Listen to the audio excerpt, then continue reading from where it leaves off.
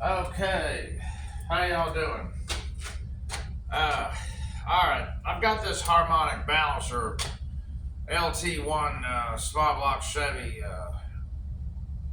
It was like a crisis for me because I just had all these problems, but I got it all figured out. I'm going to make this video real short and just show you what I did to get it off and what I did to get it back on. And really cheap, works perfect, and no danger of destroying the crank threads up in the crank.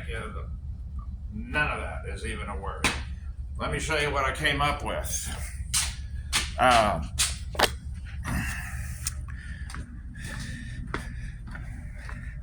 Alright, so that's the thing all back together. It's back on there now. It's lined up with the AC. There's a new AC compressor there. Everything's right where it should be. The pulleys and everything is all back together real nice, okay? All tight. New crank bolt in there. But that thing separates, for those of you that don't know that. You can take these 3 bolts. Let me go down in here. Those 3 bolts right there on the front of that balancer, they come off and leaves you with a hub that you can't see, but you'll see when you get that balancer off of there. And then you take these 3, you go here with this thing. You want to get yours off. Put my glasses back on. You just take an ordinary, well, this one is a forged one, this puller, but I don't think it's a big deal. You don't probably have to have a forged one, but you will have to open up these slots a little bit with a Dremel tool, and you'll have to grind this down so you can get your big bolts in there. It looks pretty rough, but it actually threads right into the hub, and with this, you can pull it off of there nice and straight. That's the whole key.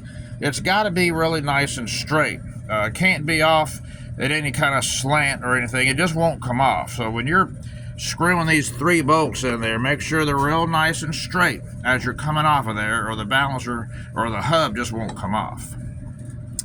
So once you get it off of there, you pull your cover off and do whatever you're going to do. You want to get it back on. It's the same thing in reverse, except now you need the assistance of the crankshaft.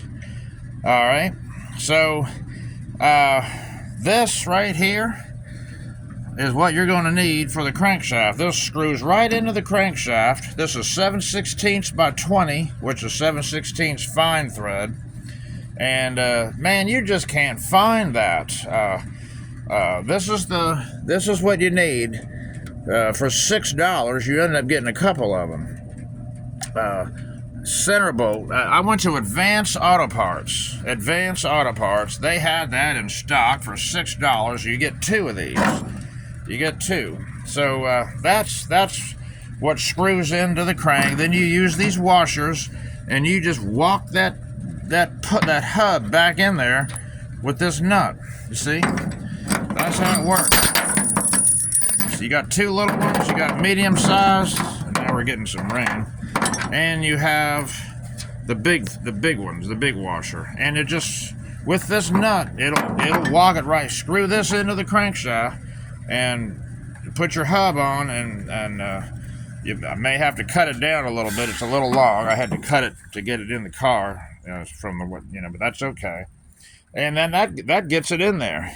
And you end up with perfect success. Lube all your threads up, as you're doing it. But you end up with perfect success, and you won't destroy any crank threads or any of that. Don't use your crank center bolt. Don't use that to pull the hub in. That will be very dangerous, because it's a tight fit. And the reason I'm making a big deal of this is because I looked everywhere trying to find a tool, grade 8, which is what that is, because grade 5 is the least you can use on something like that. Grade 2, not gonna work. You'll just wring the threads off. It ain't gonna do nothing for you.